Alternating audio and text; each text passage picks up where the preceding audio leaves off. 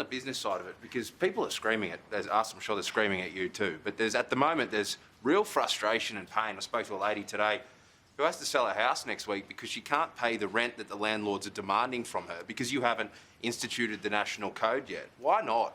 Well, can I get advice on that? I know that our Cabinet colleagues have been working hard in relation to those matters, and I will get advice from them. One of the issues, though, Premier, because obviously you're working really hard to get the health aspect under control. Is that just taking up so much of your time that you're almost ignoring the economics of it? Not at all. And can I say that we worked really hard and continue to work hard. If you look at what the Work Service New South Wales is doing, I would suggest at least half their energy is going towards providing extra support to businesses to get those grants, to get those dollars out the door. And I'm advised that by the end of next week at the very latest, the backlog will be dealt with. And I appreciate how frustrating it has been for businesses. I want to thank Service New South Wales, but also obviously Services Australia that are providing the disaster payments. But I also want to thank external parties like banks, who I understand have instituted particular policies to support their customers during this difficult time.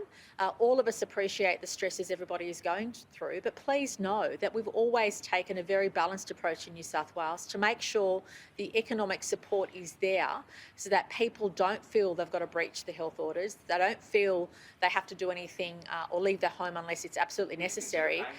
And on that front, can I also say that in those local government areas of concern, there has been additional support directly to households over and above those payments that we've been speaking about through non-government organisations, through multicultural communities, on the ground charitable organisations. So the New South Wales Government has also provided an extra millions of dollars of support through direct assistance in those areas of concern in particular, and to make sure communities are supported. So please know that we are working really hard, not only in relation to obviously reducing the case numbers, which is our absolute priority, and can I stress that a million times over, we are working overtime to get those case numbers down, but equally working hard to ensure that people receive the economic support they need, but also that the wheels of government are turning in relation to everything, because all of us know that we will get out of this, and we want to make sure that we do it in the safest possible way, in the best way that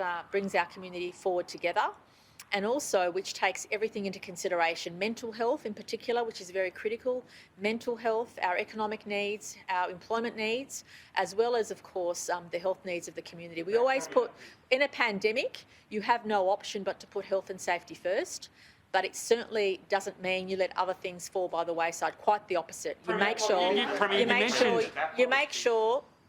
sure that you're providing that economic support.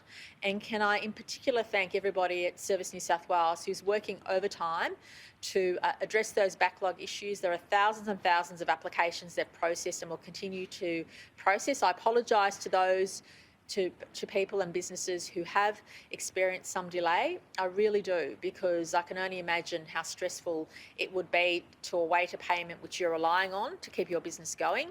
But please know that relief is there.